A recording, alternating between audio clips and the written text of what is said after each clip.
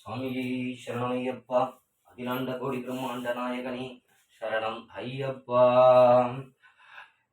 இன்னைக்கு கடவுளை பத்தி தாங்க பேச போறேன்.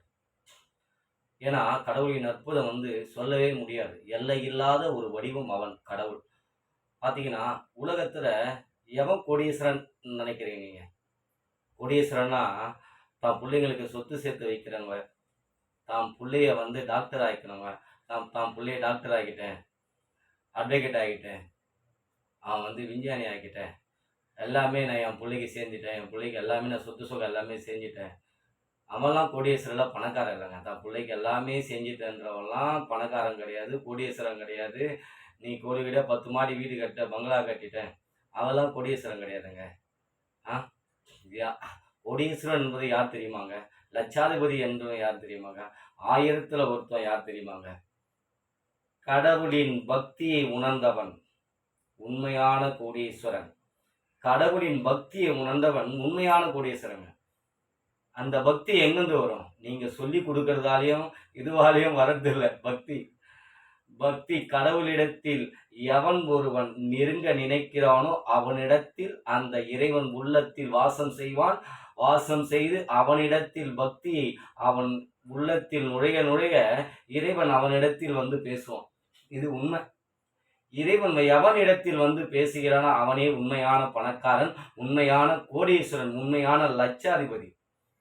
இது உண்மையான வார்த்தைங்க. இறைவன் எவனிடத்தில் பேசுகிறானோ அவன் தான் உண்மையான பணக்காரன், கோடீஸ்வரன். அவனை மிஞ்சின இந்த உலகத்துல எவனுமே கிடையாது. பாருங்க, சொத்து சொகை எதுவுமே நம்ம கூட வரப்போறது கிடையாது.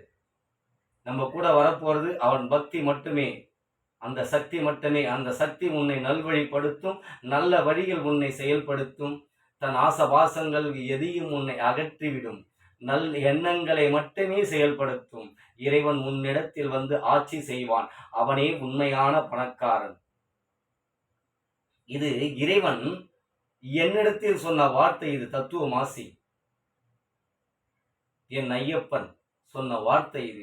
எனக்கு எந்த குருவும் உட்கார வச்சு இந்த மாதிரிலாம் சொல்லலைங்க. என் குருநாதர் என் ஐயப்பன் சொன்ன வார்த்தைங்க. என் ஐயப்பன் என்கிட்ட பேசுவான்னா யாருன்னா நம்புவீங்களா? என் பகவான் என்கிட்ட பேசுவான்.